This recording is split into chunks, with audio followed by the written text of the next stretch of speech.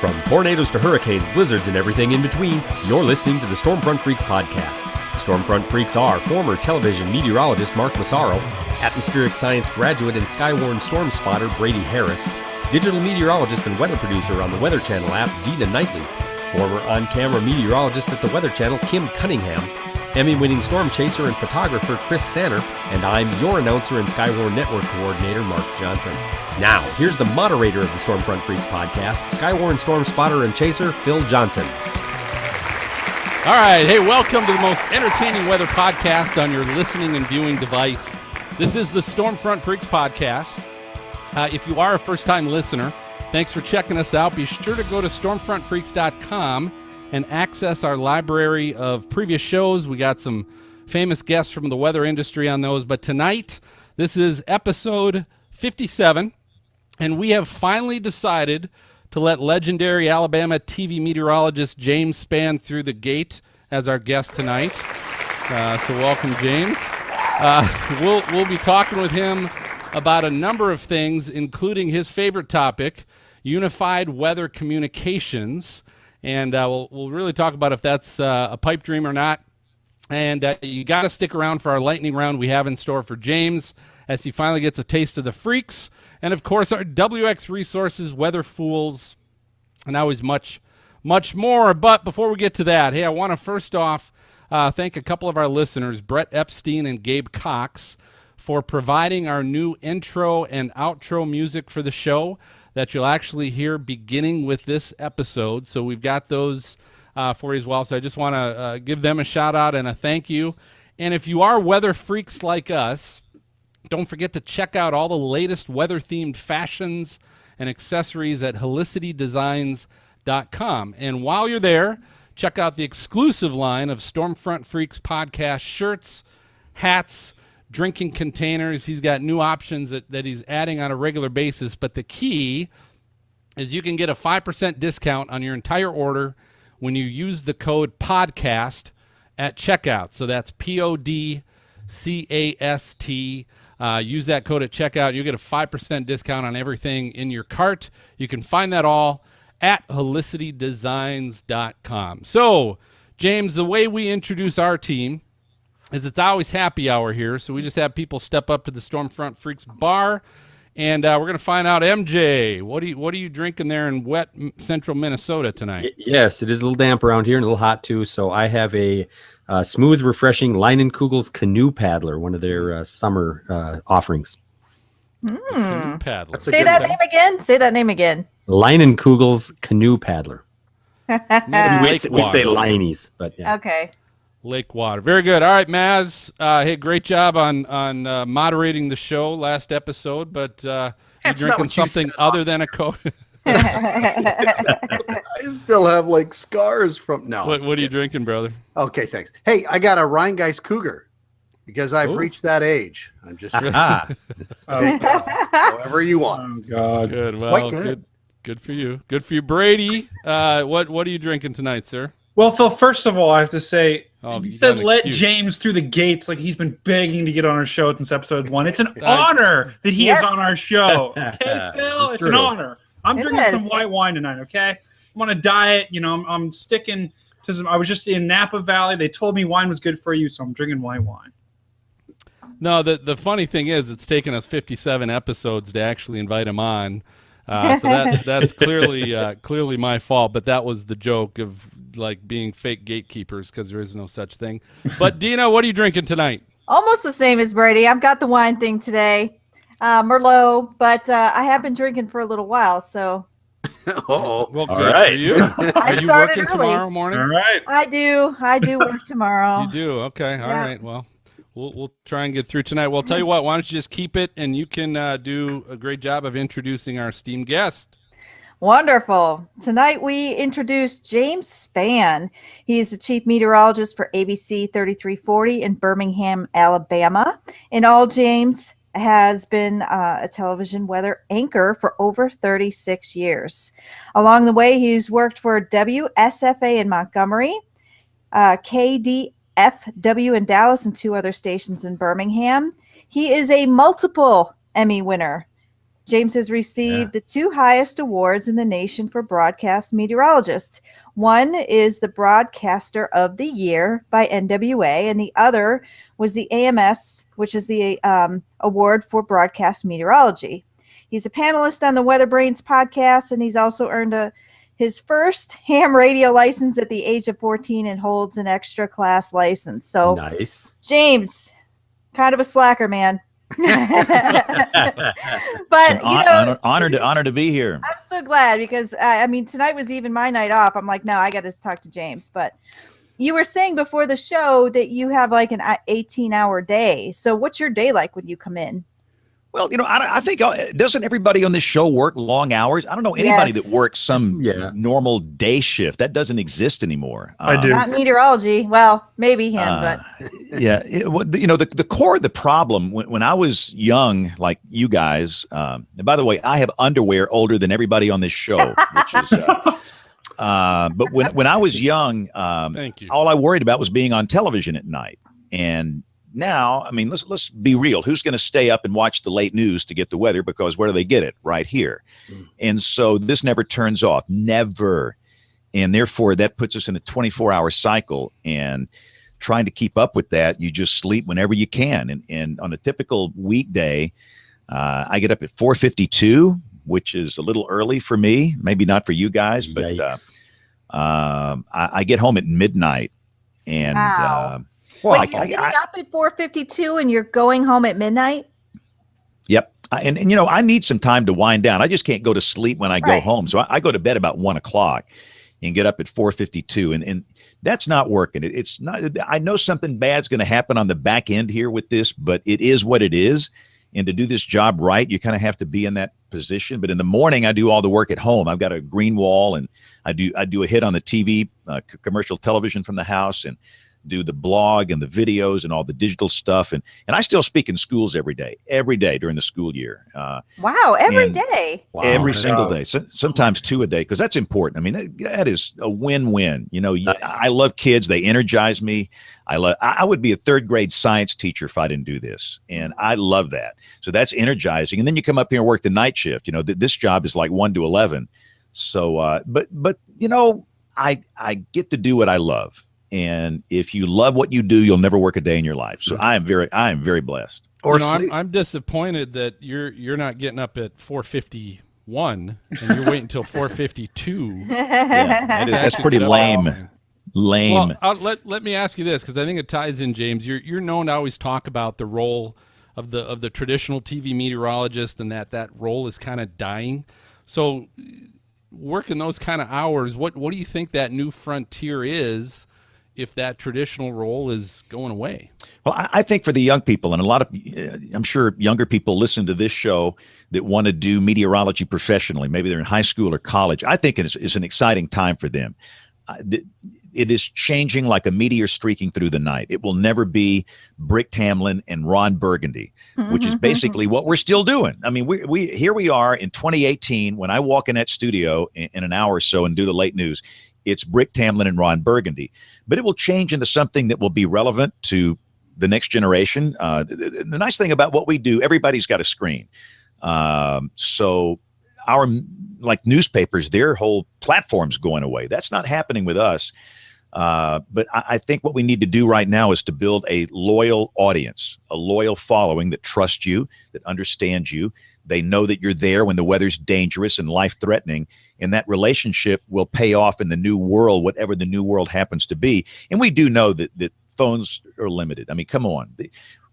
You've heard my term before probably, and I don't know what you call them, but most of these phone apps are crap apps. They're based on model output statistics. Nobody looks at it. They don't perform well. And at some point, people get fed up with that, and they want to take it deeper, and they need somebody to talk them through active weather. And that's the purpose that we serve. And the need will always be there. So, and a lot of people, that they talk bad about this, the young kids coming up, the college kids. I think they're brilliant. I'm excited about this next generation. So I think they're going to do fine, but it will never, ever be the same thing I'm doing today. Where do you think it's headed? Just all mobile? Well, again, our model, most of my income is still derived from television. The same thing I've been doing for 40 years this month on television. Oh. But having said that all these people that are watching these products and services on television are old, and they're going to die off in the next 10 to 15, 20 years. And I don't think that we're going to replace it with the younger generation because they use exclusively their phone, and that's fine. It's no big deal. They're just looking at it on a mobile device. But what's going to happen, we're going to have to take these blocks that we have, these 30-minute blocks, and turn it into something that's relevant to them. And it will not be what we do right now. It's got to be better storytelling. It's got to be, and I think the news people have to think out of the box as well. They got the same problem we do because people get news on their phones. And I don't have a good answer. Nobody has the answer for that. But what I think we have to do, and there's no way to monetize it, is to develop a healthy relationship with the world across every platform, whether it's social or whatever else. But that means spending time on the Facebag and the Twitter and Instagram and the Snapchat. And that's very controversial. Some people hate it and they don't want to deal with it. I do, because I think developing that relationship is important. And when you've got that big mass of people that follow you, they will carry over to the new format, whatever it happens to be. And again, I'm telling you, when tornadoes start flying, they'll find you. The problem we have is that tornadoes only happen even in tornado-prone markets like this, maybe 20 days out of the year. So what do you do on the other days? That's what we have to figure out. But I'm telling you, they will find you on those days when the weather is really, really active and really, really dangerous. So obviously you've been in Alabama for quite a while. Where did you get, James, your national following? How did that start? Was that all social media mostly? Yeah, it's odd. We started doing this podcast thing. What year is this? 12 years ago, 2006. Oh, wow. Wow. So we've been doing Weather Brains for 12 years. And what I needed was I desperately needed a creative outlet, because everything I do is really structured. And every human being needs a creative outlet. And I saw Adam Curry and some of these guys, launching some of these shows, and I'm thinking, okay, we can do this. And so I never intended on it to be something that people would actually listen to or watch, but I think part of it is that early adopter kind of thing on the podcasting side, and the other thing, it's the social media thing, and then where I'm in a tornado-prone market, and there's a lot of weather weenies in the country that just love the sexy, severe thunderstorm, tornado type stuff. Yeah. They don't. Hey, that's me. They don't love people being hurt, but they love the science behind it, which is what we all, that's where we all are, I think. And so they are attracted to people that maybe work in places like Oklahoma City and Birmingham in these tornado markets. And I think that's part of it. And then we had a generational outbreak here in 2011. And again, a lot of people started paying attention to what goes on here after that. Mm-hmm. And that brought a lot of people into Weather Brains. And it's just, I don't know. I have no idea. But I think half the deal is being an early adopter on everything. Sure. Get in there early. My lead up to that is you've won some great awards. You've got national following. My question is why? Because I'm sure you've gotten plenty of offers and invites. Why have you decided to stay in Alabama? It's the greatest weather market in the world. I mean, I'm not in this to be in a big market. And the deal is, when I was 27, I was transferred to Dallas to Channel 4, KDFW. It's, top 10 market, one of the largest markets in the country. I filled in on the CBS Morning News. I did all that big market stuff. And it really didn't appeal to me. I love Dallas. I made some marvelous friends there that are friends for life. I cherished that, and I enjoyed my time there.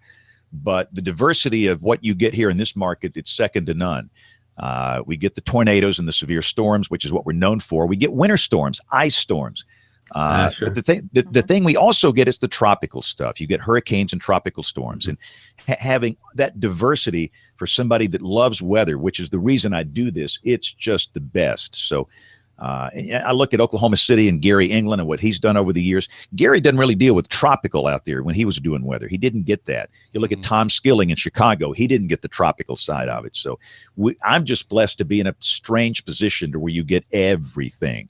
And that's the main reason I've stayed here. I think I was born to be standing in front of a green wall in Birmingham, Alabama. Plus, it seems to be like you really have, and when you're in a local market compared to national market, it seems like you have a real rapport with the people you live with, pretty much, the people who live in your neighborhood.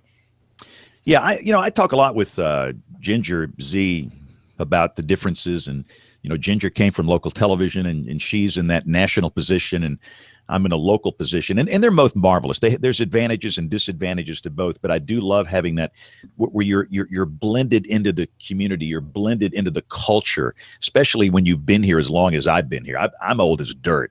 Again, I started doing the weather here in the late 1970s, and you're on your third generation of kids teaching them science in school, and it's just a marvelous kind of thing. And I look back on it and I'll think about the relationships and the friendships, and that's all very special. But again, the most important thing is when tornadoes start flying. They're going to turn to this channel and they're going to expect me to be there in front of that green wall, look them in the eyes, and know exactly what they need to know. You cannot forecast the weather successfully on television if you don't understand the culture, the geography, and the people. You can't do it. And if you stay in a place for a long time, you can figure that out. Now, do you have a green screen in your house?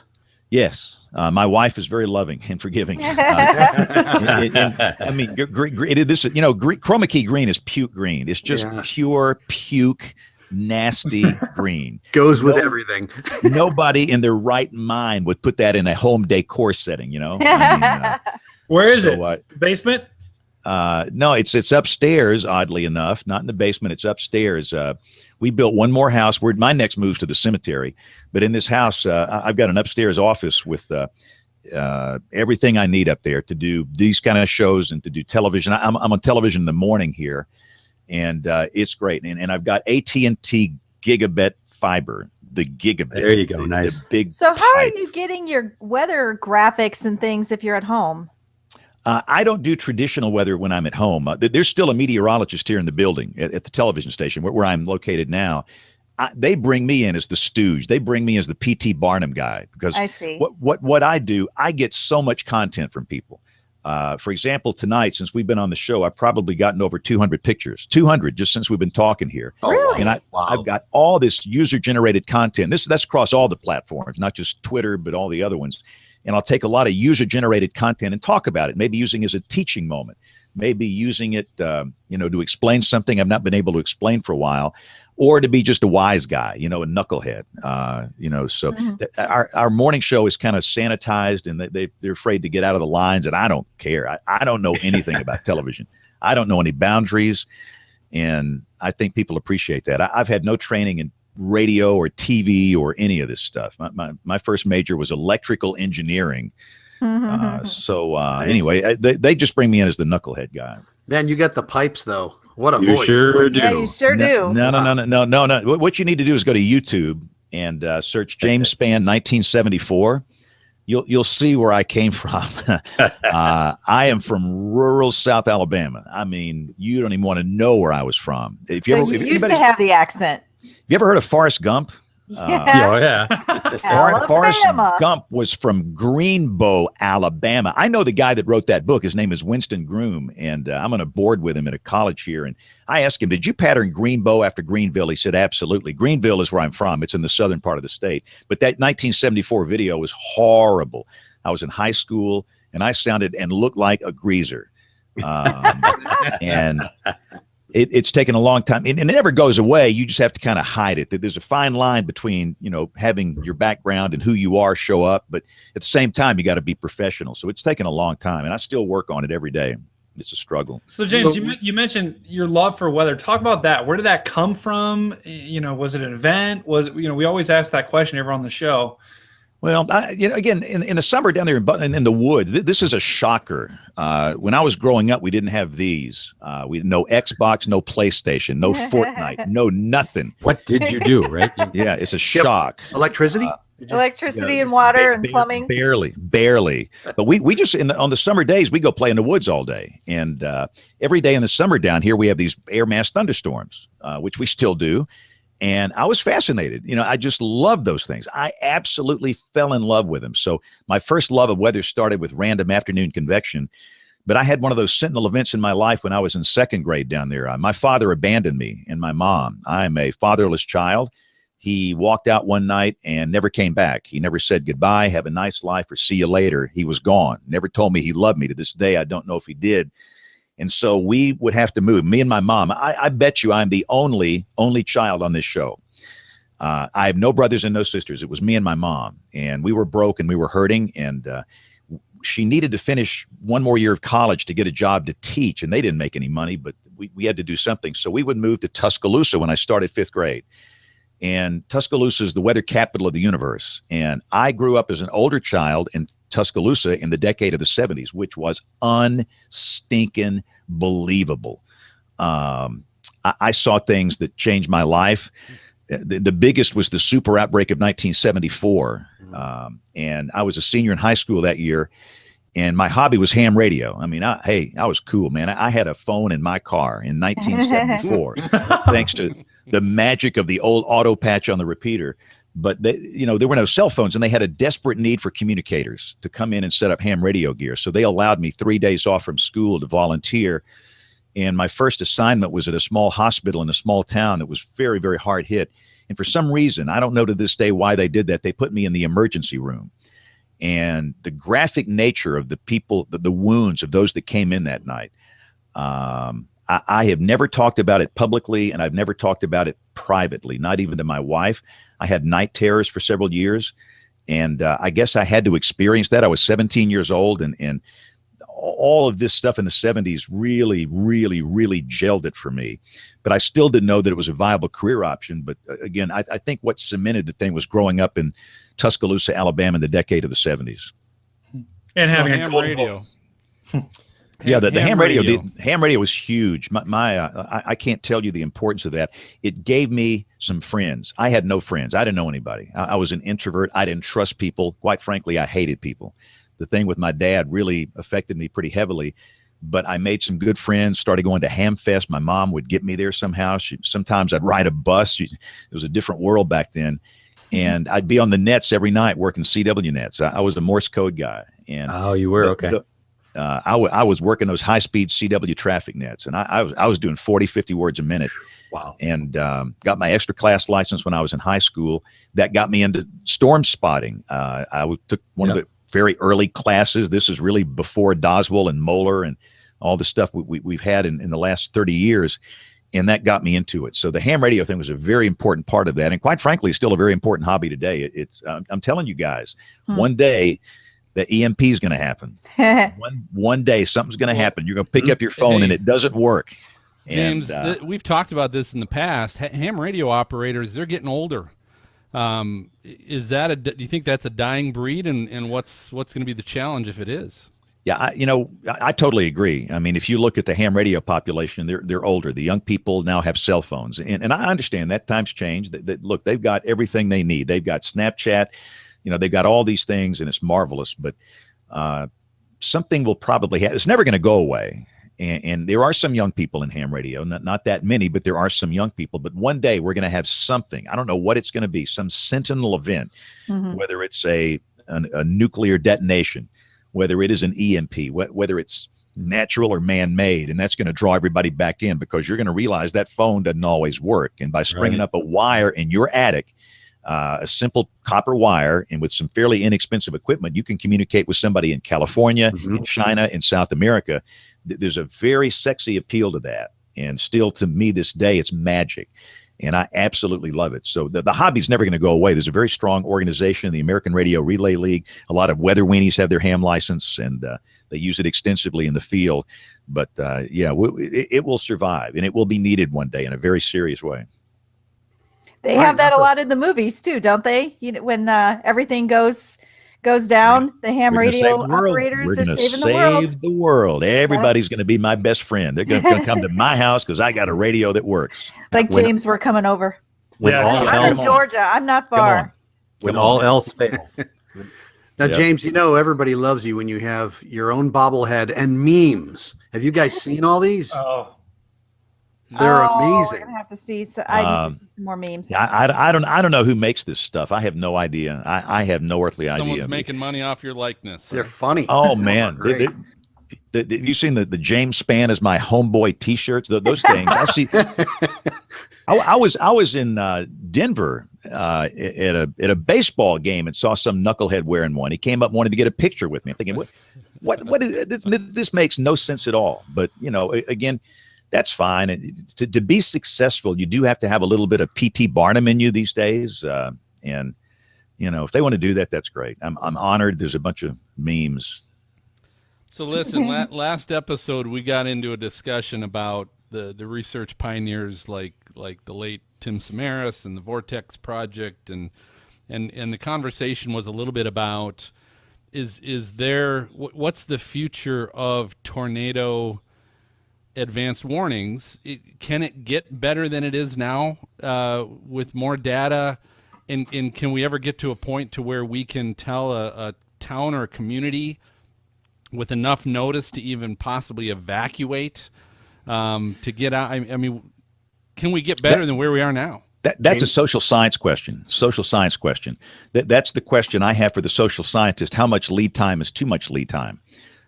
Because if you give people too much lead time, they might do something that's a bad choice. I don't have the answer to that. That's going to come from the social science side of it. But I'll tell you guys right now, this is where we desperately need help. And for these large, violent tornadoes that are killing most of these people, the physical science is pretty darn good, thanks to these brilliant men and women in this science that have over the years. And a lot of you know that one of my mentors and one of my heroes is Chuck Doswell, and Al Mohler. And I still miss Al, and I just loved hearing him talk. And I got to know him when I was in Dallas. But my challenge to those men and women in it now, in the research side, I need some help with EF0s and EF1s. These we're not that good. It's whack-a-mole. It is absolute whack-a-mole. And those things can hurt people and they can kill people. But if we try and catch them, the false alarm ratio goes so high that it will ruin the system when we have that big EF4, EF5. And I will tell you what happened here in 2011. And again, on that day, just for those that don't recall the day, we've had so many, fairly big events. In my state alone that day, we had 62 tornadoes that killed 252 people. And these were precious people that died. And one of the things I'm trying to do in my old age, I want to memorize the names of all of them. I'm about halfway there. But listen, y'all, that was easy. From the physical science side, issuing warnings for those tornadoes was pretty darned easy. Any third grader could basically look at what was going on here and see that these were supercell storms, and you could see the hook and you can see a debris ball. And this was before, we had dual pole here, but it was not that hard.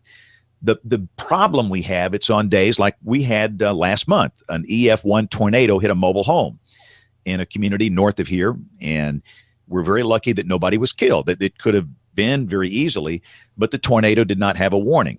And if we try and catch those things, all of a sudden it is whack-a-mole. You warned for this, you warned for that, you warned for this, you warned for that. That forces me on television because there's a very aggressive severe weather market. And before you know it, people are just lulled to sleep. They hear warnings all the time. Nothing ever happens. And they won't do anything. It's the cry wolf syndrome. So I need help from the research side on dealing with EF0s and EF1s. How do we handle that? My opinion now is that we issue severe thunderstorm warnings for them and mention in the text of the warning, this storm is capable of producing a small tornado that would not last long. And be aware of that. And you want to go to a safe place anyway. But I still think we can advance it further. And we're down here in the land of QLCS tornadoes. It's a nightmare, total nightmare. Many of these things are late at night. They're low topped, literally under the radar. They last for maybe 1 or 2 minutes in a line. The signatures are weak and ill-defined, and we're just not that good. And we have Vortex Southeast going on right now, which is a marvelous project, and we're hoping that some good will come out of that for the practitioners like me that will help us in the future. Tell everybody about Vortex Southeast. Our tornadoes are different. And all the research over the years has been focused on Oklahoma and Kansas, and it should be. That's the weather world capital over there. Norman is the weather center of the universe, and that's great. But those are drier storms that are low precipitation. The air mass is much different. Down here we have the HP storms that are typically rain wrapped, and we have tremendous impact with orographics, with terrain. We are in the southern end of the Appalachian Mountains here. A lot of people don't know it. In our state, our peak elevation here is 2407. in the northeastern part of the state. What role do the mountains have with the storms in terms of strengthening them, enhancing the updraft, responsible for dissipation? All these questions we have. So for a series of years, we'll have teams in from Oklahoma and SSL, from UAH, which is the organization up in Huntsville that's kind of, coordinating things here, to study these southeastern storms. What makes them different? What makes them intensify rapidly? Why do they fall apart? Why does one supercell produce a tornado and another one does not? And we're going to get a whole bunch of answers, I think. It's going to be a few years before it all comes back. But again, as a grunt, as a guy down here in the trenches, I'm very excited. I'm on the steering committee, and I go to a lot of the functions, and some of the men and women are just brilliant that are working on this project, brilliant researchers, and I can't wait to get the data back. Maz, save that question. We've got Karen Kasiba coming on here in a few episodes as well, so she'll have some good insight on that. So let's do this. How can listeners find you and follow you on social media, James? We'll try and get some of those followers back for you. Yeah, my feelings are crushed. I lost 12,000 Twitter followers today, and the purge, the Twitter purge. The Twitter purge. I saw that movie. Yeah, they they deleted all these fake accounts today, and so anyway, on my, it's just my last name. It's Spann with 2 N's, Spann, and on Facebag, it's facebook.com/James Spann. You can go to facebook.com/Spann, but that's my just profile. But all the content's on James Spann. And on Instagram, it's SpannWX, and on Snapchat, it's SpannWX. And you'll see it. Right. You'll see a hodgepodge of content over there. You have the best feed. I follow you on both Facebook and Twitter, and you have the best videos every day. Well, people send me this stuff. I'm basically an aggregation type service, if you will. I take all this input from people, and I try and put out the best material that I've got and received from them during the day. And, I just get I've got some followers around the country, and some of the stuff I get is just stunning. It's just really, really good stuff. But yeah, and you'll get goofy stuff too. The Instagram thing, the song of the night, that's my favorite. We do that every night. And again, I've got a nightly creative outlet. After my little weather segment, I go wild. So there you go. Weather gone wild. Late night with James Spann. All right, well, hey, it's time for our lightning round. This is our game show of brilliant questions for our guest. Brilliant. See, if I don't know the answer, I'm blowing the foghorn. Right, there you go. Fair enough. See, I've got my weather brain soundboard. I was not going to touch that, but good. We like it though. Well, I'll tell you what. We always invite everybody to play along as we play this. But James, tonight with you. Because obviously you've been in Alabama for many years, having to warn the public of approaching storms and forecasting what their weather's like. You got to know Alabama pretty good. So tonight we're going to play a little Alabama high or low. All right, so what I'm going to do is I'm going to give you some scenarios or some locations, and I'm going to give you a number, and all you have to do is explain is the number I just gave you, is the real number higher or lower? Because I'm not going to give you the correct number. Does that kind of make sense? You'll pick up here on this very first one.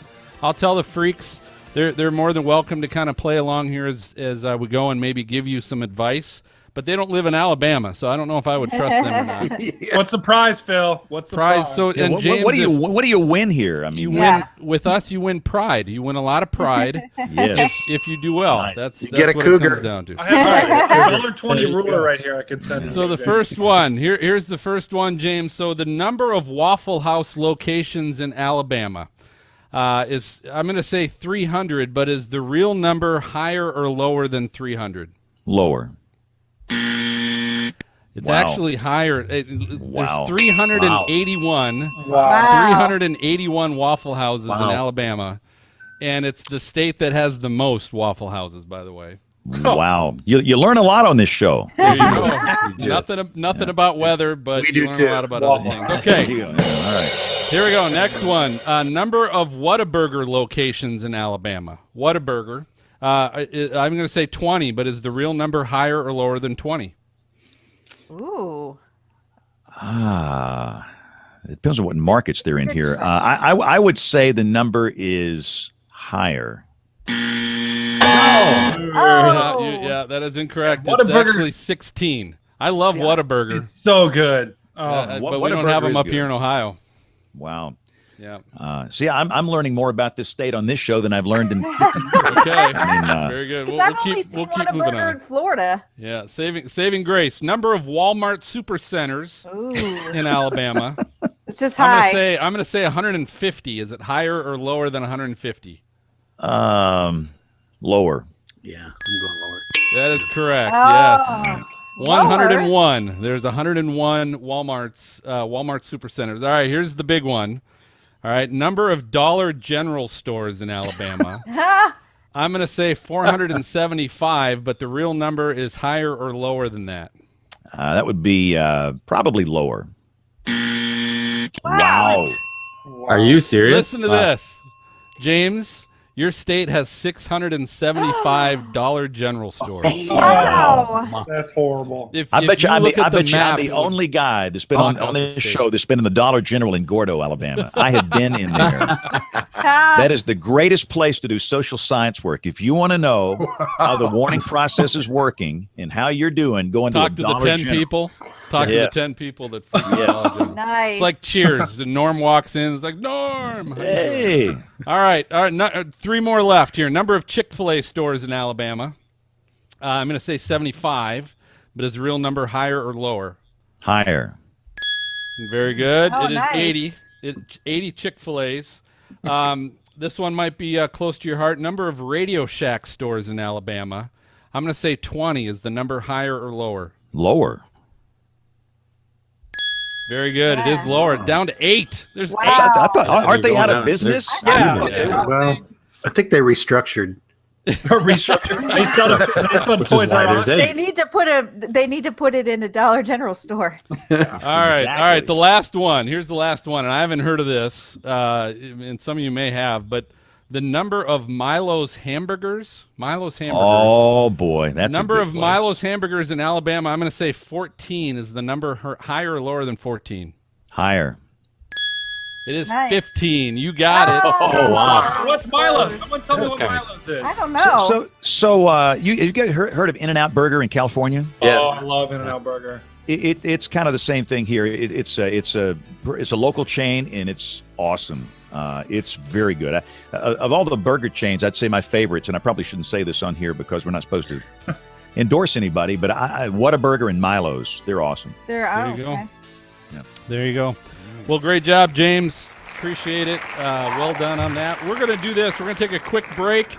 If you're listening to the audio podcast, you'll get to hear the Titan U Minute with Chris Sanner. So stay right here. We'll be back with James and the Freaks to discuss if we'll ever have unified weather communication across government or media, or if it's all just a pipe dream. All right, I'll tell you what, we would be remiss to have James Spann on the show and not talk about unified weather messaging, which I know is a hot button for him and many others. But the challenge is competition right now for viewers, subscribers, clients, all of that. It's created an environment in commercial and media weather where right now everyone's trying to outdo or upsize the other, which is creating this spectrum of different forecasts, warning terms, and of course, good old clickbait. So no one is saying the same thing anymore, and it's creating more confusion and hence more risk to the general public. So my question, James and Freaks, is really first off, why has this gotten out of control? I think it's pressure in a lot of cases to bring in ratings and revenue and to be different and to be first and to be best and to be most aggressive. And I'm afraid we're going down a really bad path. I can prove it. I can prove it from social science studies that inconsistent messaging from station A, B, C, D, the Weather Channel, AccuWeather, your phone app, inconsistent messaging during life-threatening weather. Forget the normal day. Forget that. That's fine. But on life-threatening days, tornadoes, inconsistent messaging and confusion leads to inaction. And inaction will lead to a higher mortality rate. We'll have more people killed. And as a weather enterprise, we've got to stop this madness. We've got to stop it. as influencers, we need to come together and not say it in the same way, but communicate the same message. And I think we can maybe just start with call to action statements. How about that? There's a tornado warning. You're in the polygon. What do? You turn on one channel. They say, if you're not underground, you won't survive.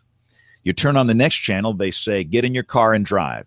You turn on the next channel and they say, you need to be in a small room on the lowest floor. What in the world is Joe Q Public supposed to figure out? And people say, well, people just watch one channel. No, they don't. We've learned that people click around. They're looking, that they will surf the channels looking for somebody focusing on their neighborhood or their community. And let's start with call to action statements. Can we do that? Can we come together as a weather enterprise and we all communicate the same message? I think we can. Some people say it's never going to happen. I will challenge that. I think we can do that. In fact, we're going to work on that at the NWA meeting in St. Louis here toward the end of next month with some influencers, and I think we can start. Let's just start with that. But then you go beyond that with all these severe weather indices. And you know, the Torcon thing, it puts a bug up my butt real bad. And if you've heard me talking about this, it's nothing on Dr. Forbes. He's brilliant. He's brilliant. I love Dr. Forbes. People say, what's the problem with Torcon? You watch the Weather Channel and he gives it a 7. So I get all these emails, what's the Torcon? I have no idea what that means. And so, but what these stations might do, well, if the Weather Channel's doing one, we're going to do a DEFCON.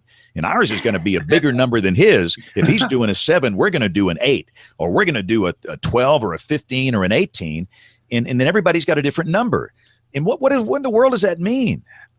You know, we've got to come together on outlooks prior to an event and the warning process itself. I am telling you guys, we're headed down a bad path. I can see it coming one day where individual stations are going to be issuing their own watches and warnings, individual cable channels, individual entities where they think they're smarter than, you know, Rich Thompson and John Hart at the SPC. We're going to do our own watches. Aren't they? Aren't some already doing that, James? Yeah. And I'm not going to, you know, I'm not, and again, I mean, my objective is not to call out anybody here. And understand, for those that are doing some of these rogue things, their bosses make them do it. Yeah. You know, my boss might come in here tonight and make me do something I don't want to. And my choice is just to leave or to stay and to do it. And, you know, it's hard. But so the corporate owners have to be involved in this as well. But yeah, there's clearly some markets where they're doing their own warnings and their own watches right now. And Lord have mercy, if channel 11 has a tornado warning for my neighborhood, channel 8 doesn't have one, channel 6 does, channel 4 kind of has us on the line. It's more confusion. So in my opinion, the severe weather outlooks ought to come from SPC. Nobody likes the wording, slight. I don't like that. Nobody likes that. But you can use numbers. However you communicate that, let's use that. I think that the severe weather indices, goodness, we've had STP for how long? And again, that's a Rich Thompson and John Hart product. You can see how the sausage is made. The math is on the SPC website. It's a darn good formula that's worked extremely well during violent tornado outbreaks here. Why can't we use that as a weather enterprise? Instead of having a proprietary deal, I can see some stations sitting around a conference room eating Subway sandwiches. We're going to do a 6 or a 7 or 8 today. What's it going to be? I don't like that. And here's the other problem too. And this is a big thing in local television, and it drives me nuts. And I'm so thankful we don't do it here, but we might have to one day.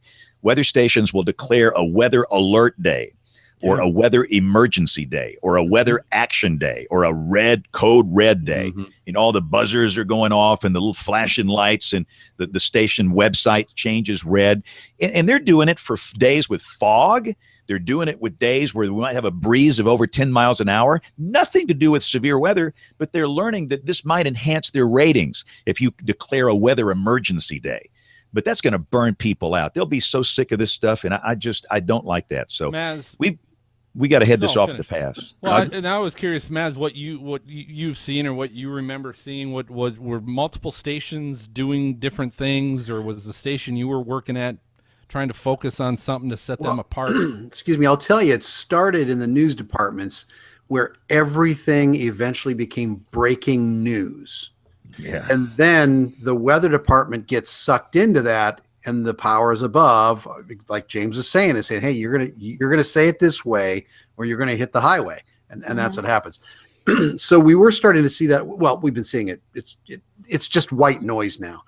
And I was sitting here thinking as I'm listening to you, James, and I'm not trying to blow smoke here, it's going to take somebody like you that's going to start a grassroots movement to get first on a local scale to buy into the national. So it's coming from and then it goes to the state level, not legislature and anything. It could, but I'm just saying it'll almost have to be a social peer pressure thing where we follow the blah, blah, blah, blah guidelines. And just like, we're a weather ready nation, and hey, I want to be a weather ready nation. I want to be part of that. And I see somebody like yourself starting that. It's going to start small and it's going to build wildfire across the country. I really do. Well, and it's going to take a group of us, of influencers, and that's what we're doing in St. Louis at NWA. We're going to have, and this is not in the program you're going to get if you're going to NWA. It's by invitation only, but we've hand selected some people that we think can come together and make a difference. And these are people that work for cable outlets and people that work for local channels and people that have different owners and start that grassroots movement. And I honestly think we can really accomplish some good. So I'm very excited. We were going to do it last year, but a stinking tropical system came up and ruined everything. So, but we're gonna do it again this year. And that's not going to happen this year. Well, yeah, they've got NWA in August. I mean, come on, man. You know what's going to happen is going to be a Category 5 hurricane in the Gulf down here. Yeah. But if we can make this thing happen, I think it will start that. And most meteorologists, most practitioners on my level, we want to do the right thing. As I talk with people, they're under this pressure. And you're exactly right. It started in the newsroom with breaking news. Some guy steals a Twix bar from a 7-Eleven. Breaking news, we're starting tonight. And I said, come on, man. I mean, this is insanity. And it's these consultants. And, But unfortunately, I think it's all going to start with a tragedy. It's going to take a tragedy for people to get their head out of there, and come on board and say, this is it, because you hit the nail on the head with the word pressure. Because I think in the meteorology community, people do want to do the right thing. And meteorologists are really doing the best forecast they can. They're looking at the National Weather Service. They're looking at the Storm Prediction Center. But it's the people above them putting it down to them saying, you got to do this. You got to do this. You got to hype it. You got to hype it. And let's make everything a big deal. And then people get complacent and they get confused. I just think that when you said the word pressure, that is exactly right. Because if they don't do it and they're in a contract, they're going to be hitting the highway and they're going to get somebody right out of school. Not to say they can't do it, but they're going to lose all that experience because they will do exactly what they are told. Right. And I work for a big company, and they have been marvelous to leave me alone. And I am so thankful for that. But I know it's not that way everywhere. Mm-hmm. And that pressure is something we need to get off these people. And I think and people say, well, what do you do? Well, you can't police this, but I do believe the national organizations can step in to help us, specifically the AMS and the NWA, especially the AMS. The gold standard in my business in terms of certification, it's the AMS CBM, Certified Broadcast Meteorologist. This involves your academics from college. This involves your performance on air, your content. It involves a rigorous written examination. This is like our bar exam. I do believe that if somebody goes rogue and starts to issue their own warnings, or they just totally go way out of line, there needs to be some penalty to where that's actually taken away, or maybe they don't have the ability to get that. But if it's coming from their boss, James, if it's coming from the boss and not them, are you penalizing the wrong person? Right. That's the thing. Probably so, but still the boss should know, all right, well, if you want your guy here to have a CBM on the air displayed, you better lay off of him. And I think there's enough of us that have been around for a long time that have the ability to do this. And I know a lot of people in this business. So I can go to some of these ownership groups. I'll be glad to speak with any of them. And there's some pretty good owners, not all of them. There's some foul balls. I mean, but I would like to try and come up with a win-win-win-win for all of us. And the meteorologists, the practitioners down here, we want to do the right thing. I know a very few true rogue meteorologists. There's one or two probably, but anyway, that's something that's very important to me, because again, what happened here 7 years ago, 252 people died. One of the reasons was confusion, high false alarms, inconsistent messaging. And there's a lot of other things too. Siren dependency. I could go on and on about that, but we can work on this confusion. So the first thing we're going to try and tackle in August is the call to action statement. And I don't even want to deal with map colors. I will never I've given up on map colors, because if you turn in every station in the market, they've all got different colors for watches and warnings. Even across NOAA, the colors are different on their social media feeds. I've given up on that. But let's just start with the call to action statements. Can we agree based on engineering? We're going to bring in some of the best engineers, like a Tim Marshall. I don't know if you guys know Tim. Brilliant engineer, meteorologist.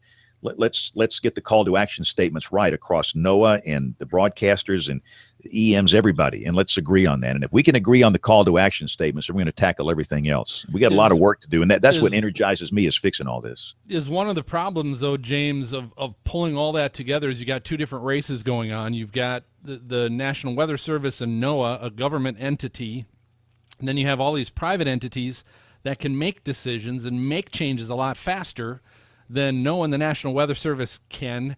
There's two different races going on. So if you're trying to get people on the same page, how do you fix that challenge? How do you win that challenge? The first thing you have to determine is, are the National Weather Service call to action statements valid? Are they giving good advice? Are they excellent? And if not, let's get them fixed, and let's get them fixed now. And Dr. Usolini is on board with this. He understands the urgency of this, and I don't think it's going to take them. And quite frankly, their call to action statements are not that bad. If you look at them, are they perfect? Nope, but they're not that bad. And let's take those and see if we need to make any changes based on engineering understanding. And again, I'm not a mechanical engineer, but let's look at those that understand the damage and the safety elements, and let's get the Weather Service standardized on the call to action statement, and let's all agree as broadcasters and EMs and everybody else to use the call to action statements and not go rogue. Not to tell somebody to go drive, not to tell somebody the biggest thing I'm hearing now, people say, well, I hear you've got to be underground to survive a tornado. And that's not true. It's not true. It might be in 1 out of 100 cases, but you can't play those odds, and people can't dig a hole, and most people don't have underground shelters. For most people, if they're in a lowest floor in a site-built structure in a bathroom or a closet or a hall, they're fine. And so we've just got to fix that and come across with a standard message. Hey, James, I was just sitting here listening and thinking maybe it has to go to the general managers. And so maybe our station is part of the UWI network, where that's uniform weather information across the board. And then they have something else that they can say, yeah, we're part of whatever that is. It's a good idea. Yeah, and I will say I do have I've got a few little cards I'm holding. The National Association of Broadcasters is interested in getting involved. The FCC, I don't like going down that FCC path. I'm not a big government regulation guy. I don't like that. That could open up a whole new can of worms. That is a slippery slope. But I think if the NAB gets involved, that could be very important. And we're always going to have rogue people on the internet. Goodness, we can't do it. As broadcasters, people that are doing what we do, we can fix this. And with the help of the AMS, NWA, NAB, other broadcast trade groups, I think we can make that happen. The NAB could play a huge role in this by having some type of standard the TV station should be adopting. Yeah. Good. Well, I'll tell you what, we always ask people, let us know what you guys think of the subject. You can email us at questions@stormfrontfreaks.com, or you can find us on Twitter, Facebook, or Instagram and tag us your thoughts so we can share it on our next show. We're going to go ahead and take our final break. You can refill your drink. When we come back, it's time to share some WX resources and find out this week how you can prevent weather fools. Very good. Well, hey, that just about does it for this episode of Stormfront Freaks podcast. As always, thanks for listening and watching, if that's the case. Before I share the reveal of our next guest, if you do enjoy the show, do us a favor and leave us a great review on your podcast app, like JLP 329. There we go. Just like they did on Apple Podcasts. Leave a great review. And don't forget to subscribe to the show. All you have to do is on your podcast app, if you're listening to us on your phone or whatever, all you got to do is there's a subscribe button. And you can do this right now. Just look at it, hit the subscribe button. All that does is just make sure that you don't have to try and find us.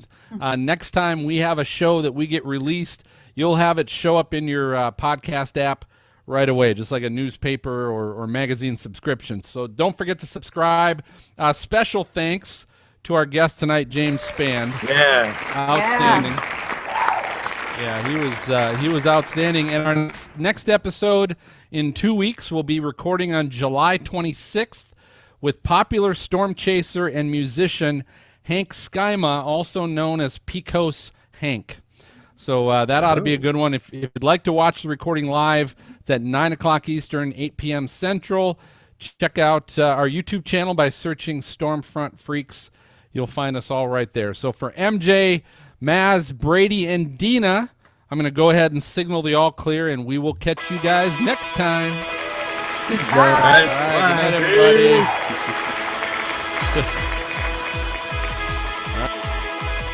Thank you for listening to the Stormfront Freaks podcast. To subscribe and be notified when new episodes of our bi-weekly show are available, you can go to Apple Podcasts on iTunes, Google Play, or your favorite podcast app and search for Stormfront Freaks.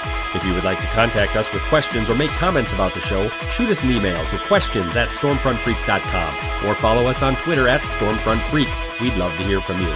For show notes, additional information about this episode, as well as past and upcoming shows, videos, photos, and more, visit our website at stormfrontfreaks.com. While you're there, check out the interactive radar provided by our friends at zoomradar.com. And don't forget to follow us on Facebook at facebook.com/stormfrontfreaks. Join us next time and tell a friend about the Stormfront Freaks podcast. He's a mover and shaker, that's for sure. 4 hours sleep. I don't know how he does it. That's I wanted to nuts. ask. Wait a minute. Let's see. When do you get to see Karen again? That's his wife, Karen. Right. You know. Yeah, holy cow. Because otherwise you're going to crash. They got to do some weird stuff in front of that chroma key screen. God, I think probably. That's how they're keeping their marriage alive. He was saying it's Wait, should I stop upstairs. Should I stop the broadcast? Whoa. No, that's good. That's good for Raw. That's good stuff. That's a good blooper. We keep the chroma key upstairs. Wait a minute. That's right, upstairs. But that's great. He could do all that. kinds of from fun home. backgrounds. Yeah, they got Oh, all kinds of there fun you go. backgrounds. Yeah, Everywhere. You can. that's right. Keeping the marriage alive all over the world and in space. Also, Phil, I How have many a drinks have you had, Phil? yeah, probably a lot. Not enough. Not enough.